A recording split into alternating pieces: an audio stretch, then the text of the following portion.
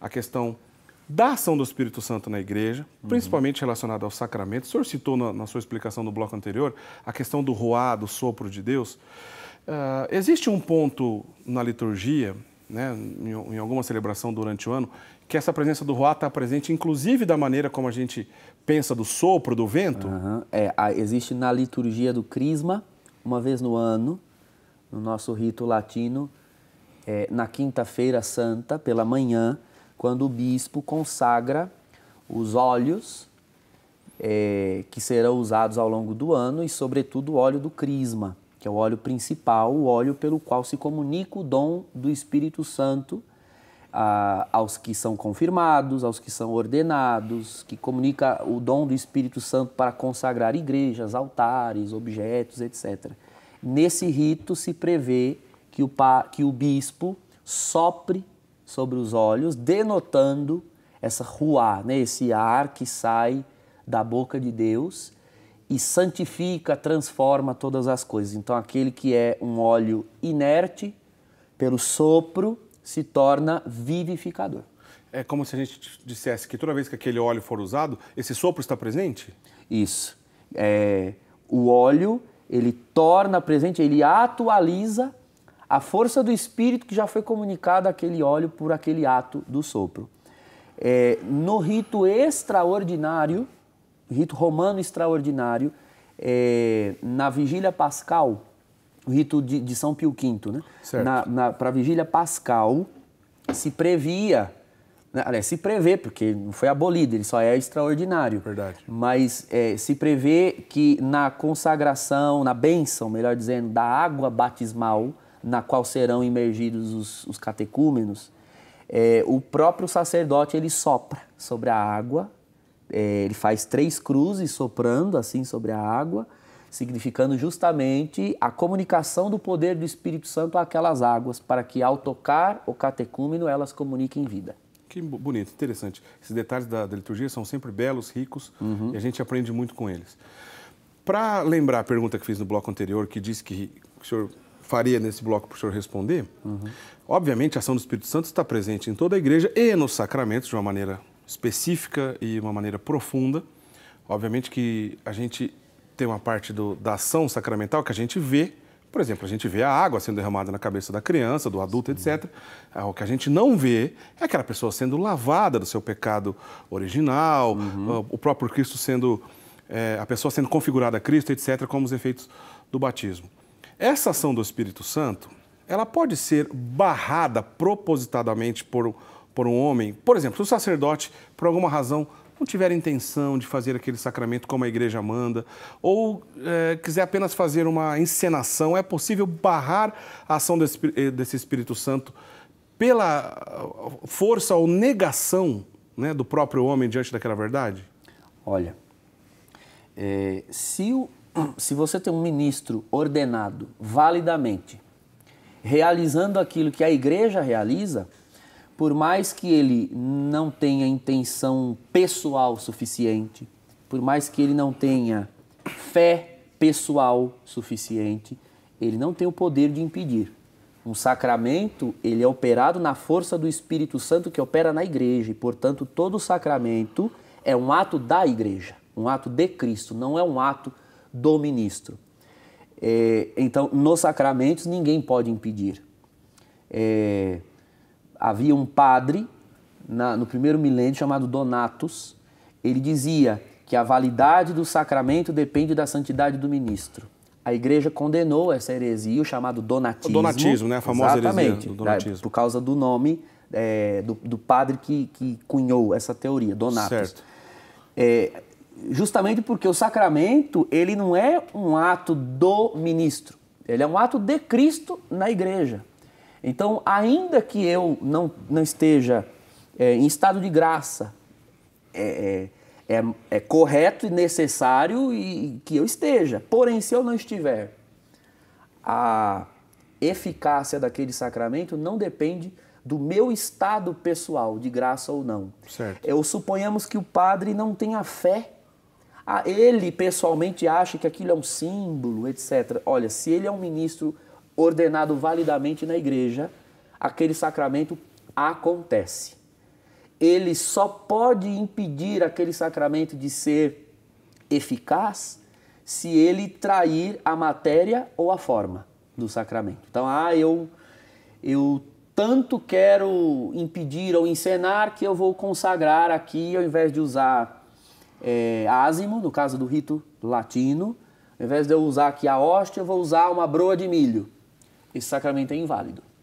Não acontece sacramento. Por quê? Porque é um defeito de matéria. Ou suponhamos que eu tome a hóstia nas mãos e não diga as palavras previstas no missal, transmitidas pela igreja. Um defeito de fórmula. Há um defeito de forma. Então o sacramento não acontece. Então, é o que nós chamamos de sacramento inválido. Certo. Agora, havendo matéria, forma e ministro ordenado validamente, olha, isso pode faltar fé na comunidade, na assembleia presente, isso pode faltar fé no ministro. Ninguém impede a ação do Espírito Santo de gerar eficácia naquele sacramento. Na verdade, nos milagres eucarísticos, principalmente nos mais famosos, como essa de Lanciano, foi isso que aconteceu, não foi? Exatamente. Havia uma total incredulidade por parte do padre, mas uma incredulidade, uma ignorância vencível, né? Ele desejava superar, mas tinha uma crise de fé. E ele pedia constantemente que Cristo o ajudasse, até que ocorre aquele milagre. Então veja, ocorre o milagre num momento de falta de fé. O padre não tinha a fé da igreja naquele sacramento, mas realizava o que a igreja realiza. Então o sacramento é sempre eficaz. Ou seja, ex opere operato, diz o catecismo. O sacramento, ele realiza o que significa e ele é realizado pelo simples ato da igreja operado pelo ministro.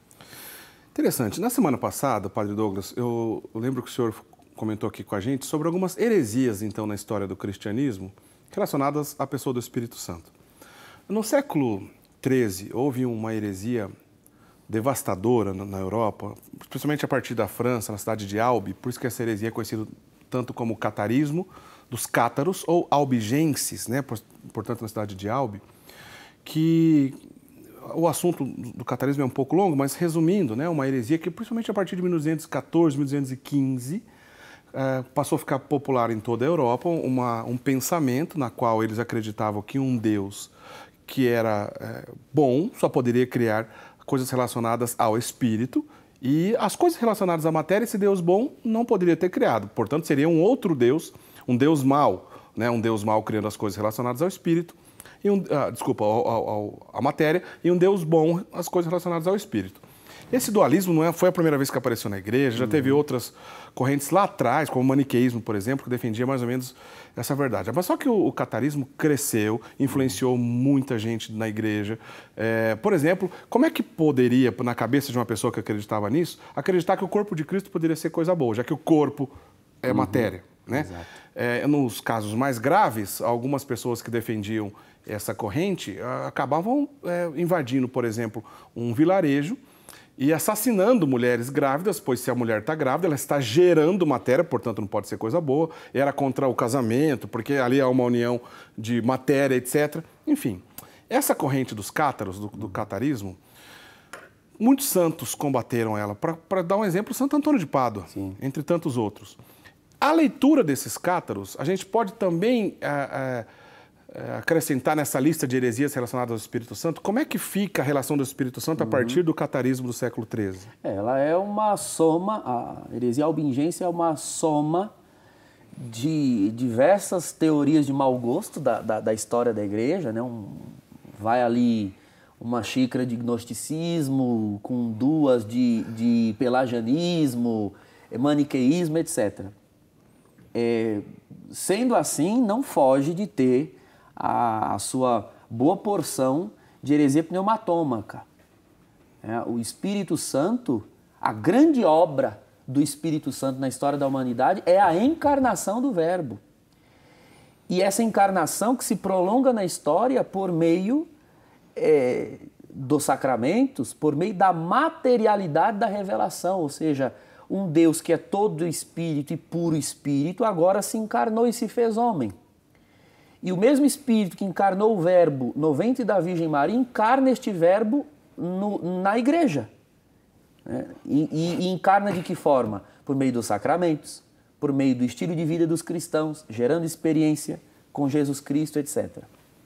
Quando os cátaros dizem que toda a materialidade é má, eles estão com isso, negando a maior obra do Espírito Santo, que é a encarnação, e também negando o modo do Espírito Santo se prolongar na história, que é por meio de sinais sensíveis, os sacramentos.